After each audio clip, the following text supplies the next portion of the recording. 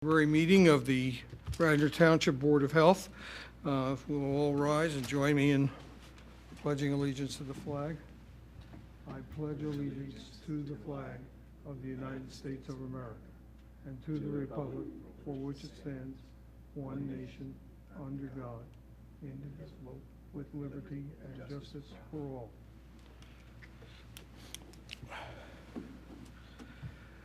Thank you. We do have an agenda tonight which covers several issues, but we do have also some folks from the community here, as well as Elaine Schaefer, who is a Township Commissioner for Radnor Township. And she's joined by Christy Shug, who is here, and they're both here to talk about the Community Coalition for Youth in Radnor. So I'm going to bypass the regular business items on the agenda so that they can get back to their busy lives and whatever they need to be doing this evening. And so why don't you come up and tell us about this community coalition, which sounds very exciting. Well, thank you, Herb, and thank you for giving us a few minutes tonight to tell you about this very exciting effort. And what we're going to do is I'm going to talk a little bit about, what has been in the works over the last few years and what's brought us here, and then Christy is going to take over and talk about the specific event that's coming up that we're asking you to participate in. So what this is all about is efforts that are underway to establish a community coalition to address issues of alcohol and drug use and other issues that affect our youth. Now, we already in our township have our school district addresses these issues very adequately, wonderfully, but it's really just limited to the school. And this is an effort to broaden that and have our entire community participate in this effort. This is nothing new. Almost virtually every community around us has a community coalition. We're pretty much the only ones that don't. So, and the genesis of it was several years ago. Herb was on the board of the Radnor Educational Foundation along with me 4 or 5 years ago. And this is when Gary Cooper was our superintendent. And this was a big priority for him to get a community effort to address these issues. He felt that we were very, very fortunate in Radnor that we had not had a tragedy, knock on wood, and that we needed to really get ahead of this issue given what's going on in Radnor so that we could avoid a tragedy. And he asked the Radnor Educational Foundation to kind of start to spearhead that effort. The Radnor Educational Foundation started meeting with the township schools and starting an effort to coordinate with the DATFs, the Drug and Alcohol Task Forces for the middle school and the high school, and do some programming. And they started and did complete several surveys of what is actually going on in the schools. It hasn't moved very far, very fast. There's, for a variety of reasons, funding being one of them. But this year, there's just a newfound energy behind this effort. There's a group of, I'd say, 20 parents who are very enthusiastic about doing this. The administration at the high school and at the middle school are there's just been new life breathed into it and a lot of really positive efforts. So we're jumping on that train and we're going to try to get together a community coalition. I've left up on your desks there some information about the community coalition in Tredyffrin, which is called ARCH, and the one in Lower Merion and Narberth, which is called Lower Merion and Narberth Coalition for the Youth, or something very creative like that. Just to give you an idea of what we're talking about, you'll see that on those boards there are people, from the police to the local clergy to the schools, the parents, the private schools, the public schools, the judges, pretty much anyone who would touch the life of a youth.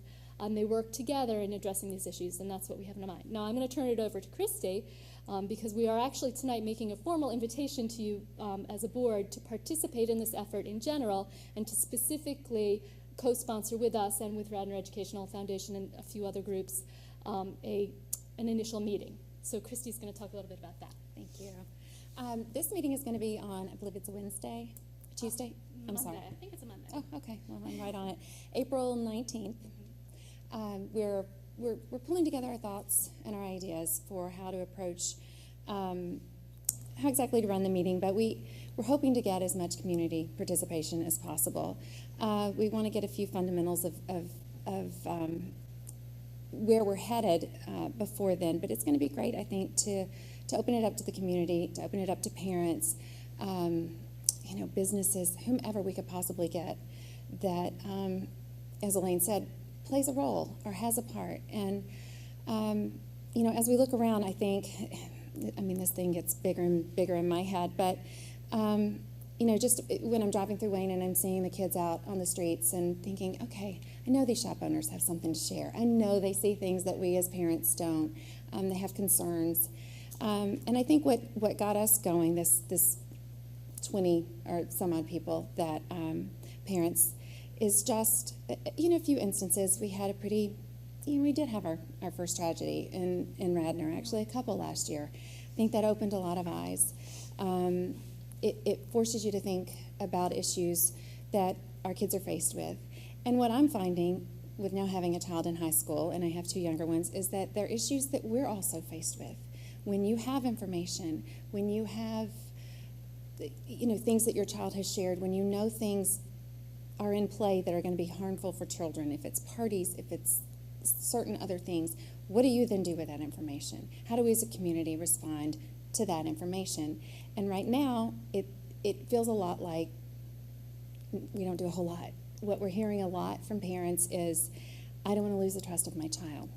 If I share this information, if I reach out to other parents, if I reach out and try to, curb this behavior, my child's not going to trust me anymore. And I think those are a lot of things that a lot of parents are feeling. So we're hoping in this meeting that we will find out different concerns and try to find a way through this coalition that we can bring things, and you'll see hopefully in the ARCH brochure, some of the things that they bring to mind are not just, the webinars they do are fabulous. They interdifferent.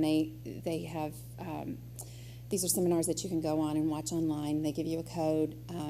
They're wonderful, and they address certain issues. But it's also a forum that parents can come together and discuss ways that we can help one another, that we can support one another, that you can get information out. Even issues with the dancing and the dance contract and all the rumors and stuff surrounding that, when oftentimes I talked to a parent that was up in arms about it, but had actually never been to one of the dances and had actually never seen what goes on. And that information needs to be out there. People can't make really great decisions about where their child should be, this, that, and the other, without that information. So I think a big part is getting information out there, sharing it with the community, and getting it from everybody. We need to know, from what's going on in town when the kids are there that we don't see, that maybe is a concern for the community. What's going on behind the school that I don't know, that you don't know, that he don't. Let's talk about that. Let's get it out there, and let's really make an effort to work together to do something about it. Yeah. I rambled. Sorry. If before we get to the follow-up that you would like to have come out of this presentation, I'll ask my colleagues on the board if there are any questions anybody has. I guess I just have a comment. Thank you so much for doing this. I'm very interested in it. I have a kid in the high school and a kid in the middle school, and I think as well as the issue about your kid not wanting you to make any waves or that sort of thing, I haven't been sure of what kind of reception the parent in question might give me, or the coach in question might give me about things I've heard about, this sports team or that sports team. So I think, and I think your comment about what do people see who run the stores in Wayne, I hadn't really thought of that aspect of it. I think that's a great, part of it to consider as well. So I think you're, the idea of a coalition of all these different and many more groups, I'm sure that haven't crossed my mind, that have crossed yours already, is a really great idea. So I certainly want to see us support it and hopefully participate in it. So thank you. Just to follow up on the meeting, where will that be held? It would be held here, right after your meeting. So the Board of Health meeting is April 19th, 5 to 6 or 5 to 6:30, and then following that would be this meeting. Thank you. And just it's not completely set yet, but the structure is turning out to formulate into. The beginning of the meeting will be a very brief synopsis or explanation with some of the people who formed or who are working with Arch and with the Westchester Coalition, who they've actually both been to our township before, and they have a lot to share and how they set themselves up and recommendations on how we would, things we would take on. And let me just say that they have all already said the secret to success is small steps. Mm-hmm. So, this will be a baby step operation. Once we hear from the groups that are already established, then we are going to have Esther Purnell, who's the vice assistant principal at the middle school, and one of the administrators from the high school give a very short synopsis of the surveys that have been taken this year and last, just to give a snapshot of actually what are the kids doing in Radnor right now, because we have that information. And then the third segment will be a little bit of a community brainstorming as to, well, what would people like to see this group address, bearing in mind that we're going to be taking baby steps, not solving the world's problems, and then, hear from the community and do some back and forth about where this group should go from here. Any other questions? I just had one other comment. Just in my day job, I work at the Pennsylvania chapter of the American Academy of Pediatrics, and I'm involved in immunization education, but there's another program there that's child death review, and they have every county in Pennsylvania has multidisciplinary teams that review every child and really up through age 18, so adolescent death, and depending on what's going on in that county, they come up with preventive measures. And I know there is a county that had some teen suicides and came up with until they got this group together, they hadn't realized sort of that there were these common factors and what was happening. So, that's also something I can talk to the person who runs that program about and see what kinds of coalitions around what kinds of issues elsewhere in Pennsylvania, have. See, this is already working.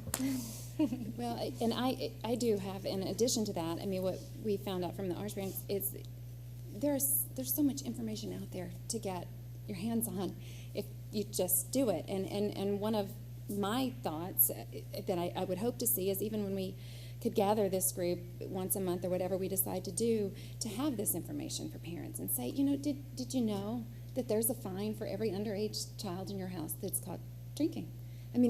I've said that to so many people that had no idea that, I know it's against law, but it's my house. I can do it in my house. Well, actually you can't.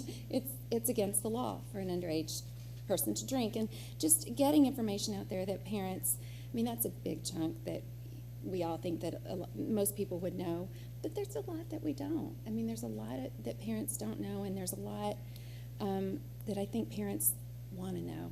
But again, it's networking. It's finding out, outside that little circle of people that your child interacts with, there's a whole big school. There's a whole big community that's out there. And I just think that it takes a little more than that inner circle to make a difference. Okay, well, thank you. Thank you. I don't believe that we really, excuse me? I was just going to reiterate that this is exactly, things that parents need. We network for our jobs.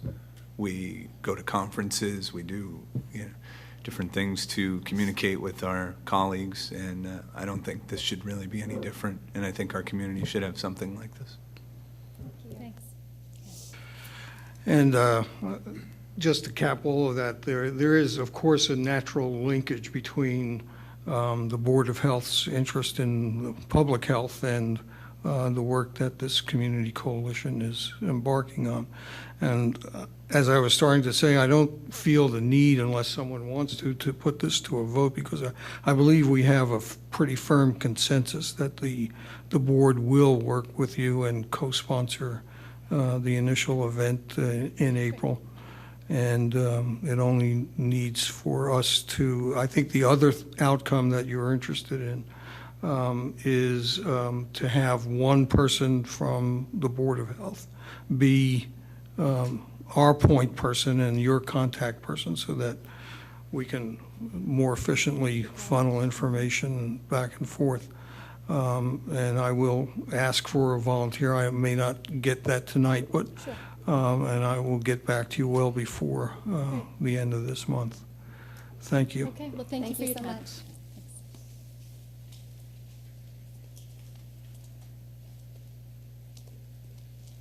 Okay, we also have the hearing for the home quarantine of the cat Houdini, and so we'll take that item up next, so Ms. Latimer can be on her way too. And so Larry, will you start us off on that, Mr. Taltone? Good afternoon. Tonight we have here Mrs. Karen Lattimore. She lives on Highland Avenue, and she has a pet cat by the name of Houdini. Houdini, while he was out, I guess, for an hour or so, came back suffering from a wound of unknown origin. In accordance with our Chapter 115 Animal Ordinance, Houdini is required to, if he doesn't have his current shots, rabies shots, he is required to either have three choices. One, to be put down. Two, to be quarantined at a licensed veterinary hospital for 6 months. Or the third option is to have him quarantined till such time as she petitions this board for permission to home quarantine. She has wrote that letter, and I've contacted the board and let them know that that was the case. I went out to her home and looked to see where she would keep Houdini if this board so approves. I did find that the conditions, that she does meet the conditions to do it in a safe manner. In fact, I went back this afternoon for a follow-up visit. I went initially to explain to rules and regulations if she was so approved. I went back today to see the conditions, that whether or not she had the cage and the lock on the door and those things that are required and the 9 points in the code. She does meet that qualification if the board so approves. She's here tonight to answer questions if the board has any.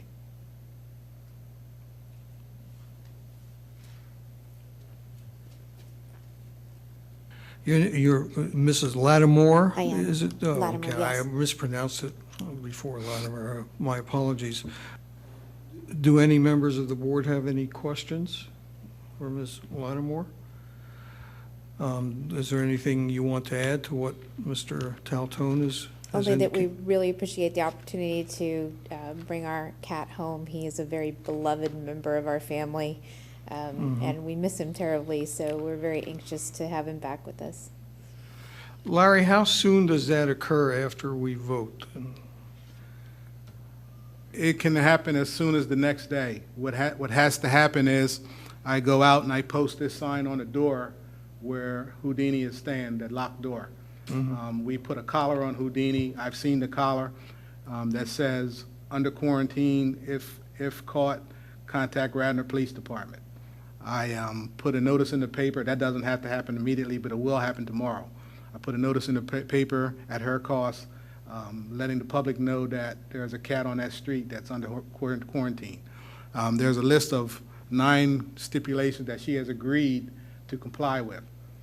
If at any time I stop by during regular business hours and she does not let me see where Houdini's staying, he goes back to the veterinary. And she understands and agrees to the terms, but it can happen as soon as tomorrow or soon after. Can I have a motion and second on this? A motion? All in favor? Aye. Any contrary? Ayes have it, and so you can proceed with bringing Houdini home. Thank you very much. Next steps. Thank you. It's a great name for a cat.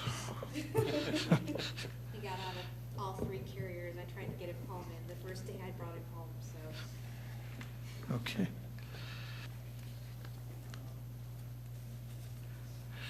Okay, we're going to proceed to the election of board officers. We do have a quorum here, and I'm going to ask Dr. Donato to take over the chair on a temporary basis as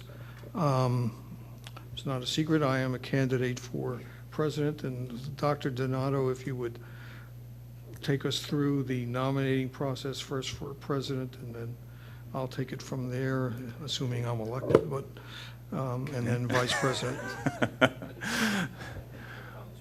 Well, are there any nominations for president of the Board of Health? I would like to nominate Herb Hazen. Everybody, do we have ayes? Everybody agree? Yes. So be it.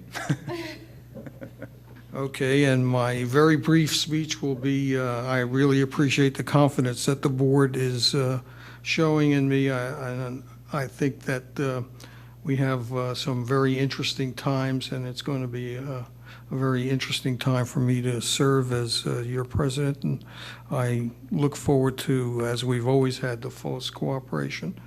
At this point, I'd like to take nominations for vice president of the board. I'd like to nominate Amy Wishner for vice president. Do I have a second? Second. All in favor? Say aye. Aye. Any contraries? Motion is carried unanimously. Congratulations, Amy. If you would like to say anything. Thank you very much, and I will look forward to continuing to work with the board. Thank you. Let's try and approve the minutes. We have the minutes of the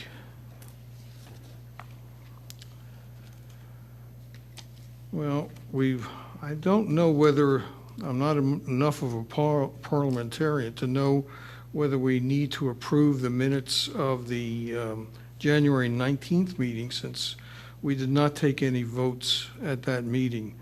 And the notes of that meeting simply describe certain things that we talked about, among which was the rotating off of the board of Mr. Bullock and Dr. Malkowitz. So I don't know whether we need to approve those minutes. We could probably approve them as written. Keep getting my work. Okay, let me have a motion for that. So moved. Second. Second. All in favor, say aye. Aye. Any contraries? So ordered. And we also have the minutes of the November meeting, which are part of the packet. And I want to thank Larry for the work he did in taking that off the tape. Larry, that is in our packets. It must be out of order in mine, because I'm not coming up with it. It should be in the packets of, But Larry took it from the tape of that meeting.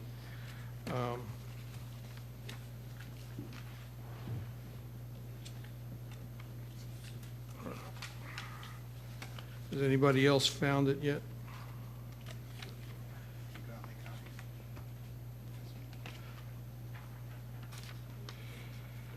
Okay, this is the meeting of November 16th.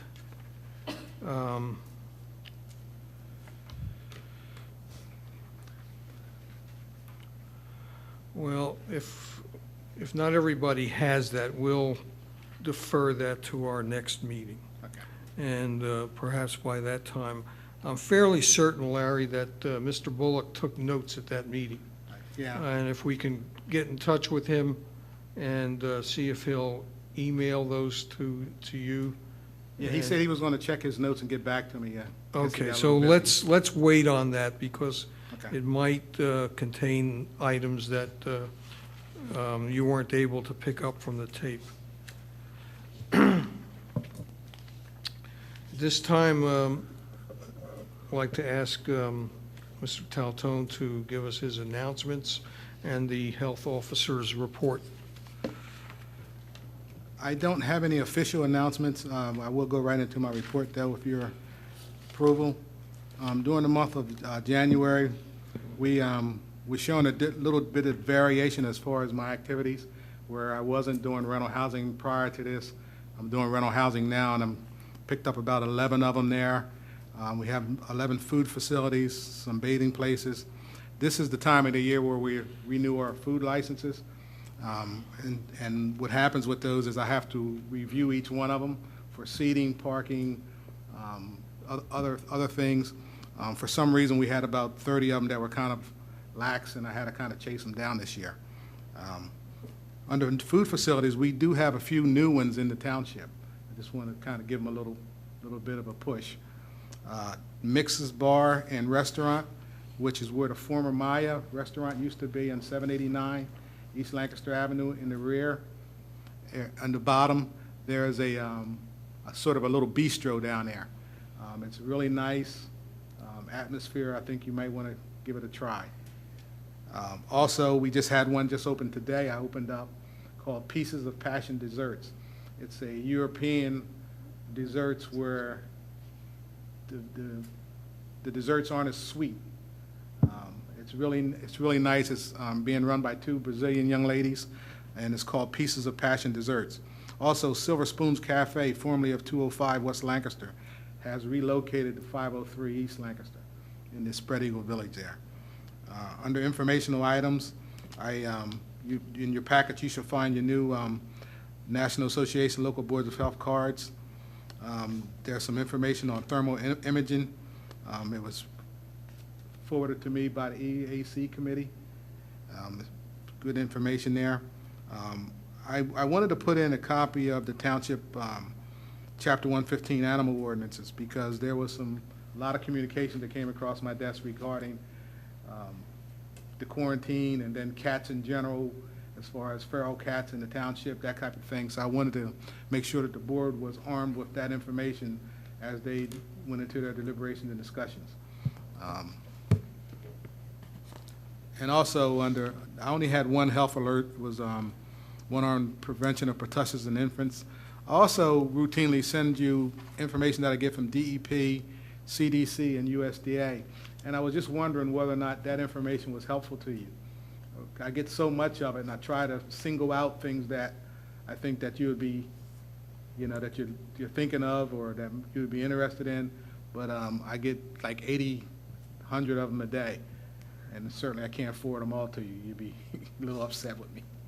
So if there's issues that you want me to make sure that I forward on to you, please let me know. So ends my report.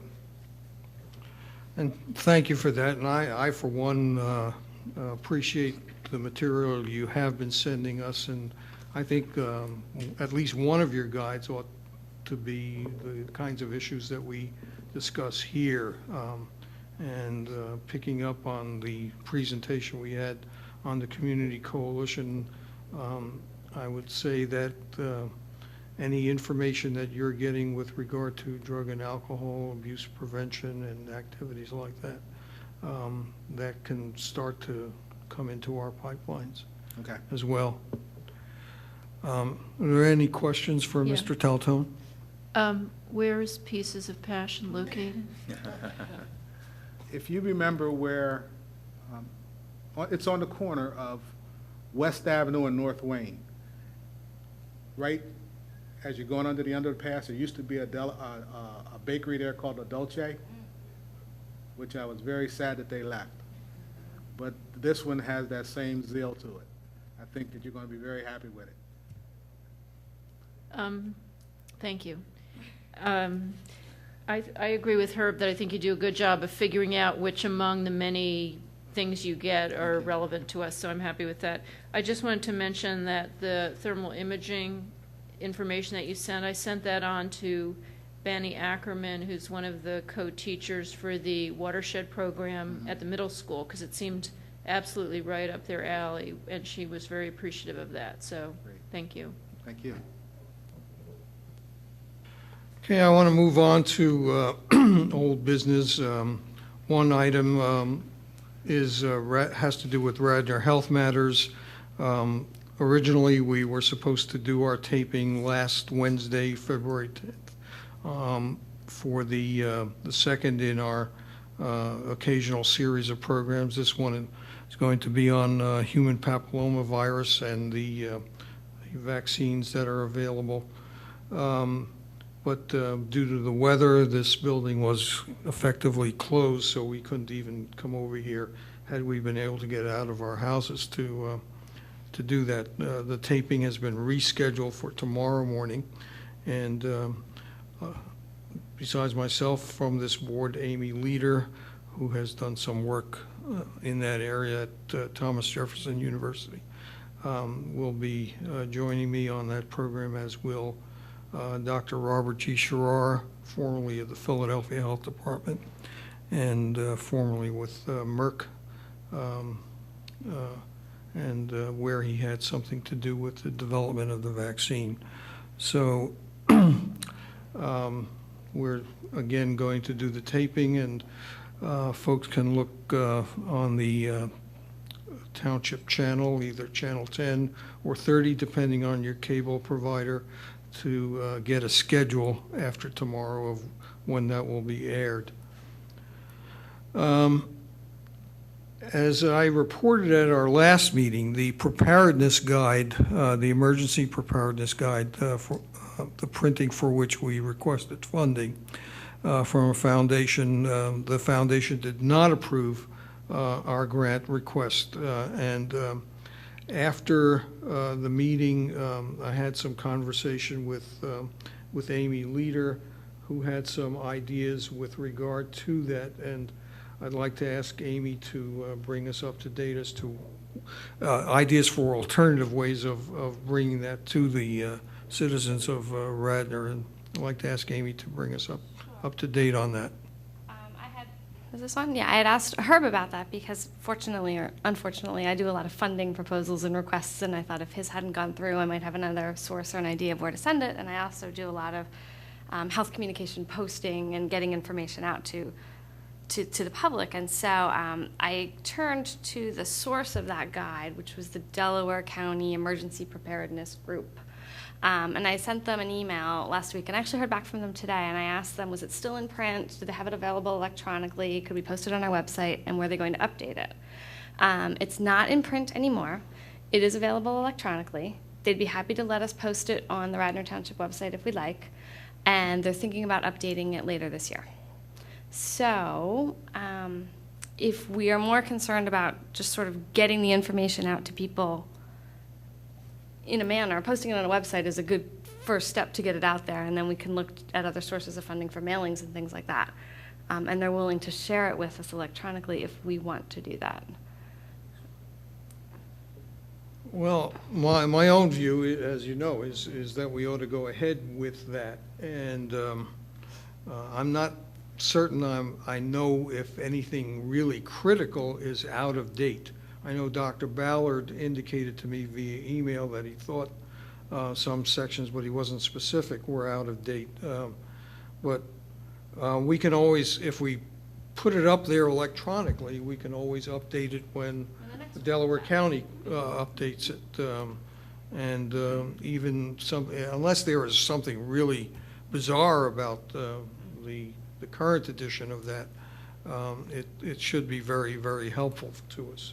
So I would like to ask you to proceed with that, Amy, if you can. Yeah, I can do that. I'll be in touch with them.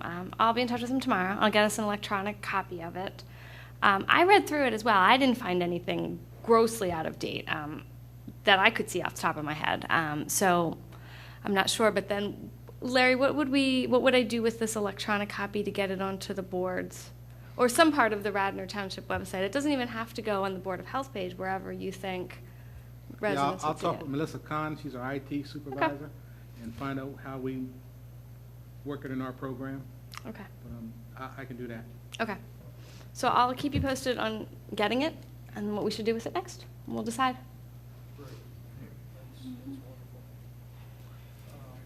I'm really, really glad we're going to be able to follow up on that because it is a valuable resource.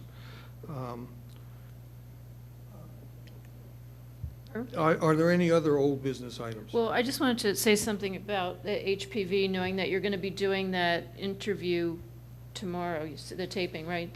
A couple of, I think, interesting points about that. One is the new school statewide immunization regulations are just coming up for sort of final approval. And HPV, it's always a question about whether it's better to have those regulations say, as the child daycare regulations say, everything that is ACIP, Advisory Committee on Immunization Practices, everything that's ACIP approved should be what is required for daycare, child daycare attendance in Pennsylvania, which makes it very easy. Anytime there's something new that's approved, it kind of automatically becomes incorporated into that.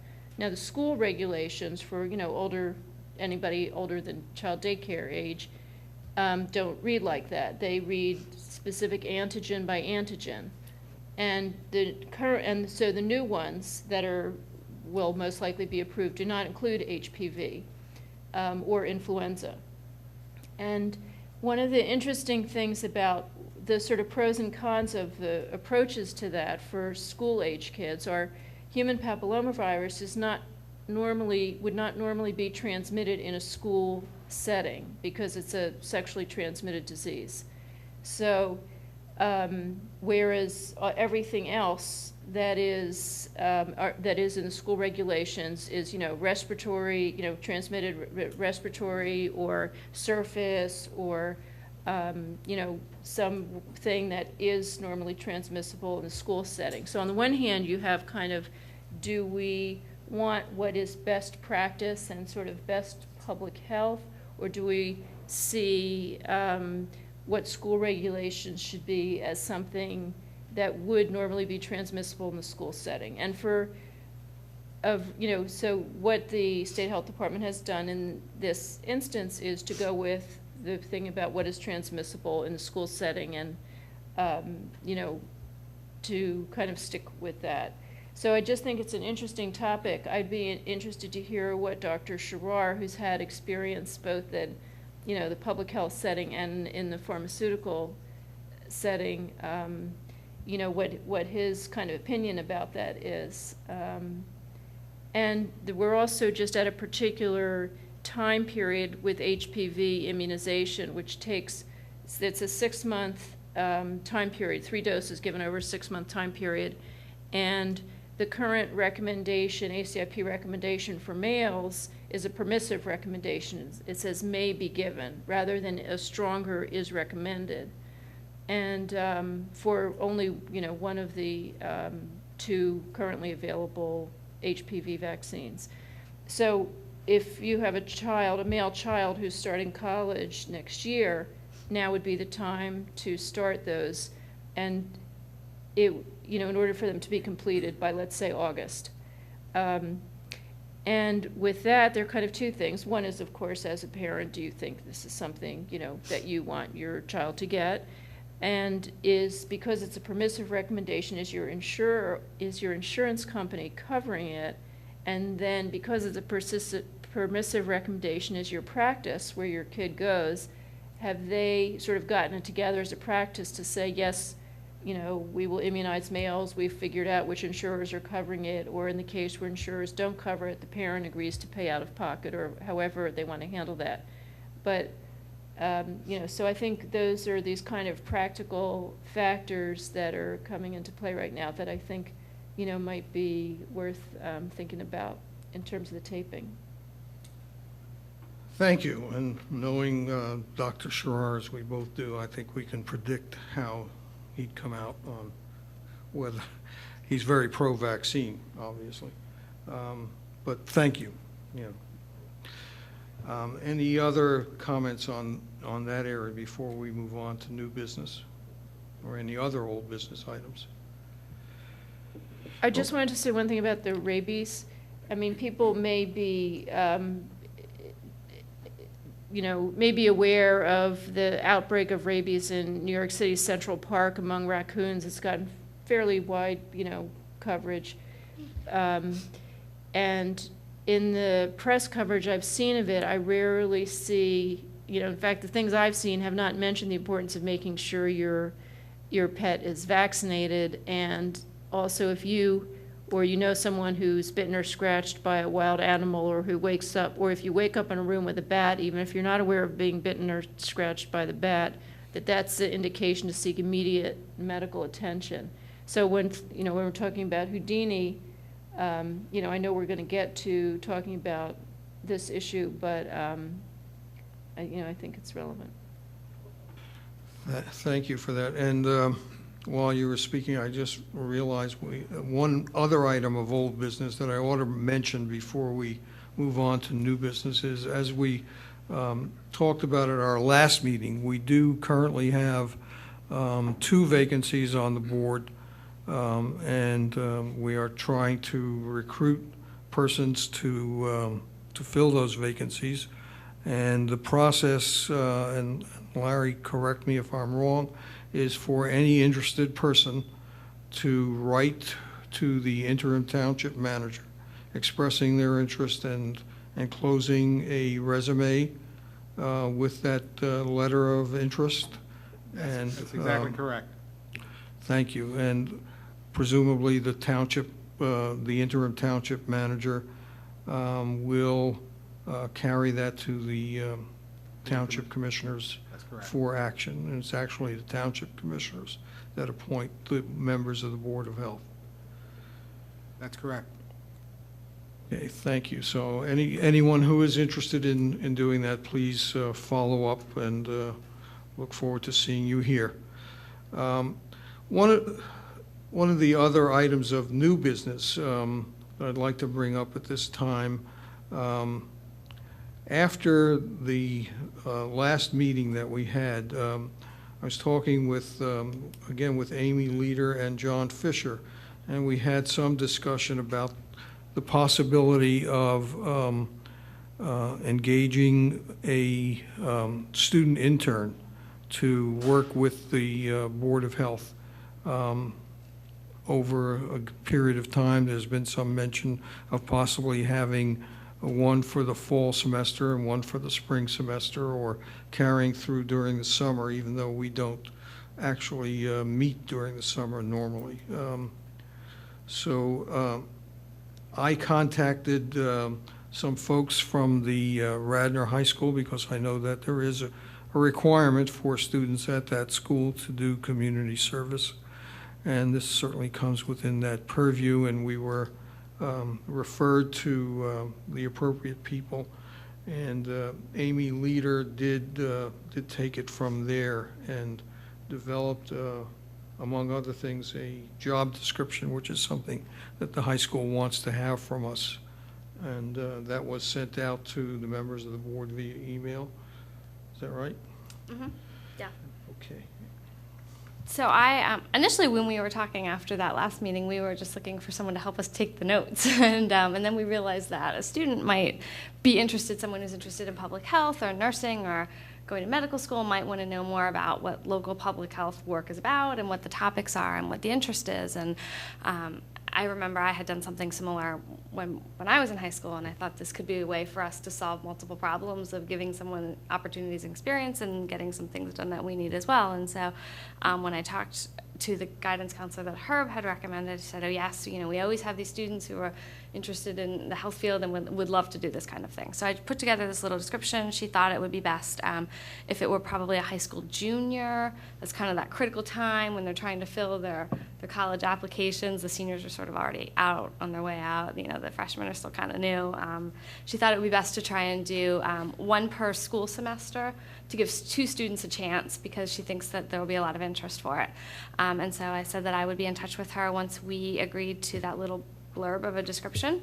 And I know we had some discussion back and forth about where this should happen and in what places. And I was just thinking that we would start with Radnor, just baby steps first, see how that goes, see what the interest is like. And then if it grows and we have more to do and things to do, then go elsewhere. But my thoughts were we would post it, and I can talk with the guidance counselor. She'll post it for us on their student listserv, and we can solicit applications. I just asked them to send us no more than 1 page about what their career interests are and why they think this would be interesting to do. Realizing that high school students might not have a resume, I work with college students now, and they barely have a resume, so I'm thinking a high school student's not going to have a resume. So just send us a paragraph of why they think this would be interesting and why they would like to do it. What I would do is field those paragraphs for maybe 2 weeks, see how we do. I was thinking I could collect them, because they'll be sent electronically, I could collect them into one long Word document, remove names, make them anonymous, and put ID numbers with them all, and send that out to all of our Board of Health members. You could all read through them over a period of a week or two, whatever. I told them to be short. And then maybe send me an email with your top 3 picks, depending on how many we get, 2 or 3 picks. I will sort of tally our votes based on our ID numbers, and then we could invite the top 3 in to come in for a quick interview with any members who would like to help do that, select our candidate, and go. I think talking to the guidance counselor, we're going to get a lot of interest in it. Not only do students have to fulfill requirements, but it sort of looks good, for the pre-health students that this is a really interesting thing to do. So I'm open to different thoughts or ideas of ways to do it. That was sort of the thinking in my head, to make it easy and quick, but involve us all at the same time. So Thank you for that. And it's interesting that even as we were beginning to discuss this, I did get an email from a high school student, a Radnor high school student, and we hadn't even broken through to figuring out who was the right person at the high school to contact. We already had an expression of interest. So at least one high school student is looking forward to hearing from us. Let me ask if there are any questions or comments about this. Sounds good. Sounds good to me. Okay, then, Amy, thank you again for running with that, and we'll look forward to the follow-up as you've described. So I will send this back to the guidance counselor in the next day or so. She'll post it for us. Maybe we'll accept little applications till the end of February, and then I'll compile it all, and hopefully maybe we can get someone in. Do we have a March meeting? We do, right? Maybe we could interview them right before or right after, maybe right after, based on all our work schedules, right after the March meeting, pick our candidate and have them come at the April meeting. Be nice, because that would be that community children's coalition meeting as well. Maybe they could stick around for that too. Anyway, so that's the timeline I'm thinking. We're already going to hit, the first time they could show up would be April, so maybe we let this one come through the summer with us, even though we don't meet I don't really know. Ideally, it would be like September and January, but. What are we going to have, other than them attending the meetings? Do we have some idea of other things they may be doing? We didn't. I sort of wrote that little blob as attending the meetings, keeping the notes. One of us, I don't mind, helping them take the notes until they understand what they're doing, submitting them back to whoever that goes to. Little things as they come up, like this taping. They could have helped in this taping and getting the questions together and doing some of the research and attending the taping, if there's future tapings. I hadn't really thought of their agenda. It seems to me that our group is kind of like projects as they evolve, but if we get a student who has an idea, I say let them go with it. But something that I do, we have a lot of interns, Mm-hmm. externs, students rotate through. And we give them a specific project to work on and get their, line up the goals ahead of time. And I think that would be a perfect thing, because we do have high school students that attend our hospital, and we give them a goal at the beginning. So I think a project would be nice in addition to a lot of other things. So if you need a hand coming up with that stuff, I'd be happy to help. that'd be great. That sounds great. Maybe we can all collectively think of a little project for them too, each of the school semesters. And they might have an idea of an interest they're interested in too, but that sounds great. Thanks. Okay, this is wonderful. As everyone knows, I have been representing this board on the Environmental Advisory Council, and my commitment was to do that through the end of through the end of June, and as the newly elected president of this board, I think I can continue to do that at least through that point in time. But I'd like other members of the board to think of whether or not they'd be able and willing to take that on after June 30th of this year. So we'll be talking about that, and as well as please let me hear from you via email as to whether or not you're interested in being the board's point person to the Community Coalition for Youth in Radnor. And we'll take it from there and discuss that further. Are there any other new business items? I just wanted to do a update for the board. Not sure if you know about this or not, but there is a mumps outbreak in New York, New Jersey among Orthodox Jewish community. There's over 2,000 cases in the last couple of months that have occurred. It started with a 11-year-old boy who went to a summer camp out of this country in the United Kingdom, where there have been about 4,000 cases of mumps recently, somewhat related to the Dr. Andrew Wakefield article that was recently withdrawn from the Lancet. But anyway, so mumps in the UK, travel of a vaccinated kid, and so these cases have been. So he then returned to attend a camp in this country and spread the disease, and it has continued to spread, sort of percolate along through the community. 77% of the cases, so 3/4, are among children who've had 2 doses of measles, mumps, rubella vaccine. So it's a highly vaccinated population.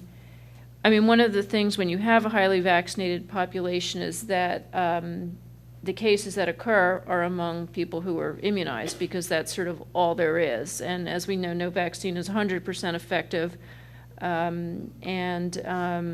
So in one county, I think it was Orange County, New York, they did do a 3rd dose of mumps-containing vaccine, and they're evaluating that now. CDC is it's on the recommendation of the CDC that Department of Health did that, and they're evaluating it to see, was that effective, and is that something they would recommend in an outbreak situation. But I know there are a number of religious Jewish communities in the Philadelphia area, one, nearby, and so as of, Philadelphia has not seen any cases of mumps, and, related to this outbreak.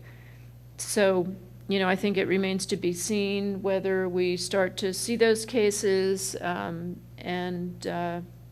not, and if, there is a possibility that there would be a 3rd dose of mumps-containing vaccine recommended. So. Thank you for that, and I know you'll keep us all up to date on as that evolves over time. I should ask, we have some people in the audience. Are any of you here for the Board of Health meeting, or for the meeting that comes after this one? Okay, I didn't want anyone to feel ignored. Thank you. Are there any other new business items? I did want to give an update on rabies in the state of Pennsylvania. We, this past year, have seemed to be getting a lot of press about rabies, and oddly enough, though over the state the numbers have fallen, there haven't been as many cases of rabies reported. But the one number that has gone up was domestic cats. There have been a lot more cases of rabies in domestic cats. And it's just one of those things I wanted to bring to everyone's attention, so we're all making sure that we're getting our dogs and cats vaccinated for rabies. It's a pretty simple process, so just want to give everyone that reminder. Thank you for that, and that reminds me that we did exchange email messages with regard to the Environmental Advisory Council's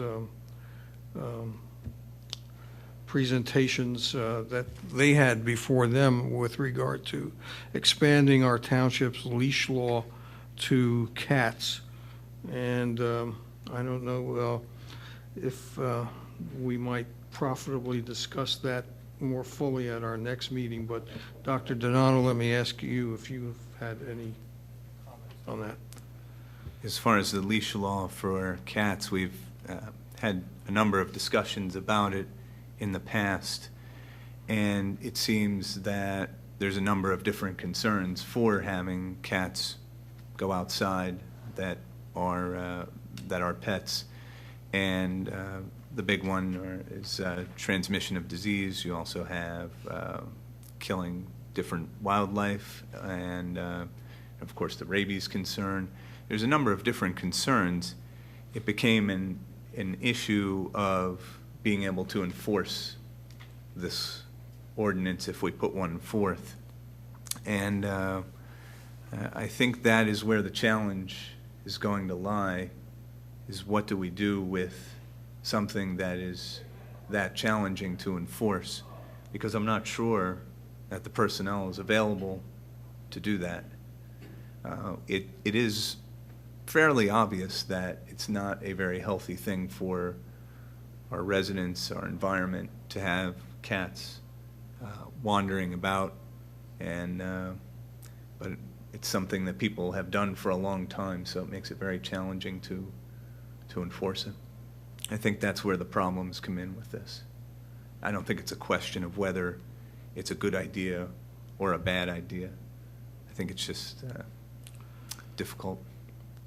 Yeah, I agree, and we did discuss that several years ago as a board, and the enforcement issue was a key factor in the Board of Health not forwarding any recommendations to the Township Commissioners, who would have to, of course, expand the current leash law, which applies to dogs. They would have to expand it to cats. The other side of the issue with regard to cats, however, is that Radnor Township has what is perceptually, at any rate, a growing population of feral cats, and that the solution to that problem is not going to be through application of any leash law, because obviously they're not owned by anyone, and they're not living in anyone's house. They're living outdoors, and they're completely wild at this point. So I think we will have to think about how we approach that problem. Yeah, we had a group come in to manage supposedly 3 to 4 feral cats, and they were a small operation, and they figured they can handle 3 or 4. So I think it was 26 cats later, they realized they were in over their heads. The cats seem to rapidly multiply, and that too is a challenging problem. There are a lot of rescue groups which we can get involved that may be a little better equipped, but yeah, I agree. I think it's something we're going to have to look at and decide what we're going to do with that. So how do we look at it? Well, identify the populations of feral cats, which even if it's 1 or 2, usually if you're seeing 1 or 2 representatives, there's usually a large group behind them. So 1, identifying the populations, and then 2, once we've identified those, get the appropriate rescue groups to come in and lend a hand. Because one of the other issues that we had was the police were going to start trapping, but there are really good tactics the groups use where literally in a matter of 2 hours they can capture a good portion of the population, but the police aren't necessarily around during those times, and we can't have cats sitting in traps all day. It's not very humane. So identifying populations and then having the appropriate groups come in to lend a hand. It would be a matter of which groups would be willing to do that on the budget that we have to do it, which for the last one was 0. So, you know, it's It's a matter of seeing what we can do to help them as well. The last time I helped do a few spays and neuters, but For those of you who aren't up to date on that, Dr. Donato worked with a group recently in the Garrett Hill section of Radnor Township, and in rounding up some feral cats. But we do have other populations. I've talked about one that's in the located near the western end of the Radnor Trail. They sort of hang out between McDonald's there and the Wawa for obvious reasons. There's abundant food that they can get to.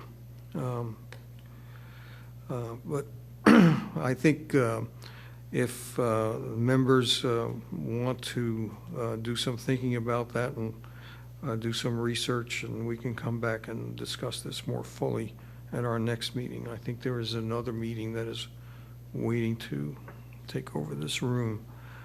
So unless there are any other issues for tonight's meeting, we'll call it a night. Meeting adjourned.